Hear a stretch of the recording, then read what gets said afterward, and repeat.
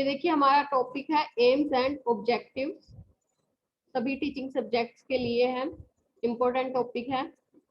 इसमें हम जानेंगे लक्ष्य और उद्देश्य क्या है, ठीक है, लक्ष्य और उद्देश्य में अंतर, गोल्स एंड एम्स। ये देखिए इस पिक्चर से आपको पता चल रहा है कि ये क्या है, गोल्स मतलब कि क्या है, ये हमारे लक्ष्य है, ये हमारा लक्ष्य है, ठीक है। जैसे आप पढ़ रहे हो, आपका यहाँ पे लक्ष्य क्या है, लक्ष्य है आपका टीचर बनना, ठीक है। और अब आप जो एग्जाम दोगे, बीएड ये आप ऑनलाइन क्लासेस ले रहे हो, तो इसमें क्या है, आपका उद्देश्य क्या है, बीएड करना, और आपका लक्ष्य क्या है, बीएड करके टीचर बनना। यही है लक्ष्य और उद्देश्य में अंतर जानेंगे। एक लक्ष्य वह होता है जिसमें हम वांछित परिणाम कहते हैं, जिसे प्रत्येक व्यक्ति अपने अनुसार प्राप्त करना चाहता है।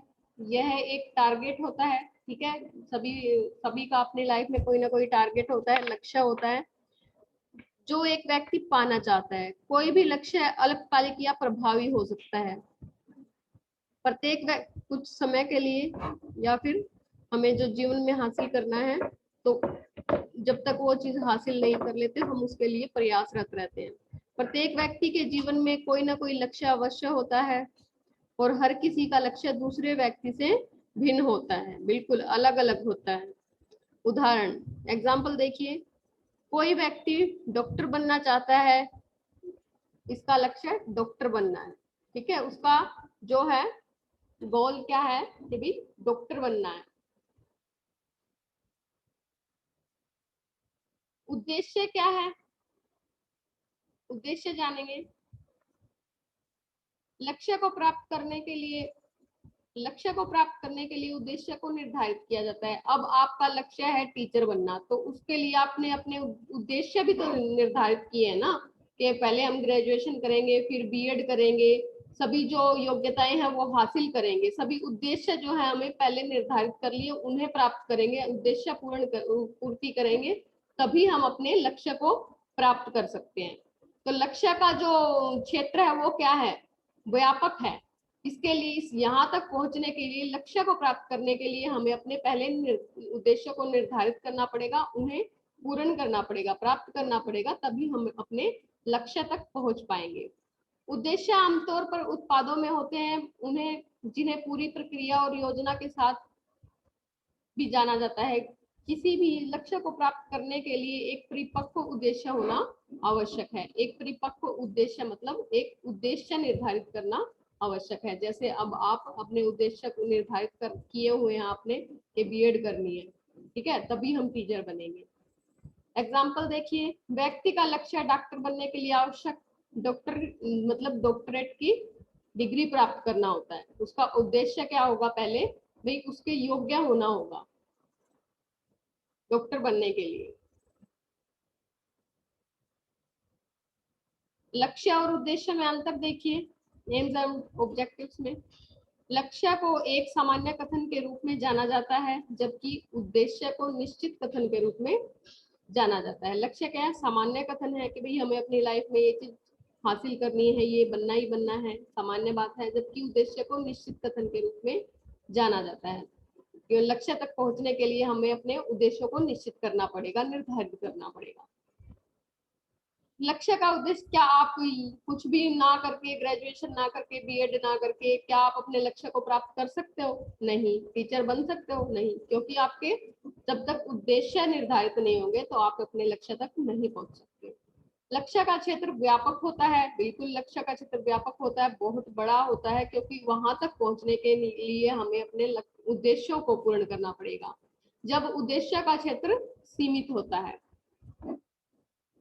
जैसे अब आपका सिर्फ उद्देश्य बीएड करना, ठीक है, उसके बाद आपका उद्देश्य कुछ और होगा, सीटेट क्लियर करना, एसटेट क्लियर करना, ठीक है। लक्ष्य की प्राप्ति, ये सभी चीजें किसके लिए हैं, सभी उद्देश्य क्यों निर्धारित कर रहे हो आप? लक्ष्य के लिए। लक्ष्य की प्राप्ति करने में अधिक समय लगता है, बिल्कुल अधिक समय लगता है। इसके बीएड करने के बाद आप एचटेट दोगे, सीटेट दोगे, फिर आपके कोई एग्जाम होगा, फिर वो उसकी तैयारी करोगे, तो उसमें समय लगता है, जबकि उद्देश्य की प्राप्ति जल्दी हो जाती है। लक्ष्य की प्राप्ति करने में अधिक समय लगता है, जबकि उद्देश्य की प्राप्ति जल्दी हो जाती है। लक्ष्य अविशिष्ट है, जबकि उद्देश्य विशिष्ट होता है।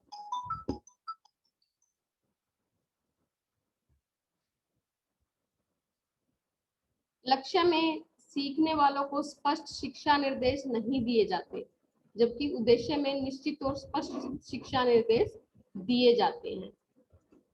लक्ष्य में आदर्शवादिता होती है, इसलिए इसे प्राप्त करना संभव है भी है और नहीं भी, लेकिन उद्देश्य को प्राप्त किया जा सकता है। जो आपने उद्देश्य निर्धारित कर लिया है उसको आप प्राप्त कर सकते हो, क्योंकि उद्देश्य में व्यवहारिकता होती है। ठीक है, आपके ऊपर, मतलब कि उद्देश्य निर्धारित करना, उसको प्राप्त करना आप पे डिपेंड है। हम पूरी उम्मीद ये फिर देखते हैं, यहां से देखेंगे लक्ष्य का उद्देश्यों का महत्व। ठीक है, लक्ष्य व उद्देश्य शिक्षा के कुशल प्रशासन तथा प्रबंध में मदद करते हैं, अध्यापक का मार्गदर्शन करते हैं तथा विद्यार्थी को पढ़ने के लिए प्रेरित करते हैं, मोटिवेट करते हैं। कि भाई एक अध्यापक ने मतलब टीचर ने स्टूडेंट को ये बोल दिया, मार्गदर्शन किया उसका, अध्यापक ने स्टूडेंट का, कि आप अपना ये लक्ष्य निर्धारित करके चलो, उद्देश्यों को प्राप्त करते हुए चलो, आप अपने उद्देश्यों को प्राप्त करते चले जाओ। आपका लक्ष्य, आप अपने लक्ष्य तक पहुंचने से आपको कोई नहीं रोक सकता, है ना।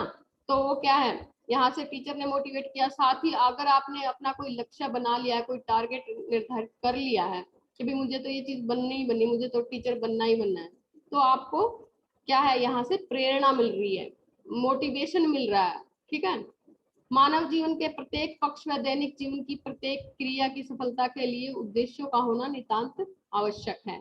बिल्कुल, अपने जीवन में कुछ करने के लिए अगर आपने अपना कोई लक्ष्य बना लिया है तो, और उद्देश्यों को निर्धारित कर लिया है, तो आपको कोई आगे बढ़ने से नहीं रोक सकता। यह सफलता के लिए उद्देश्य का होना नितांत आवश्यक है। अगर सफलता प्राप्त करनी है तो आपको अपने उद्देश्यों को पूर्ण करना ही होगा, जिसके निम्न कारण है। देखिए, उद्देश्य मार्गदर्शक है।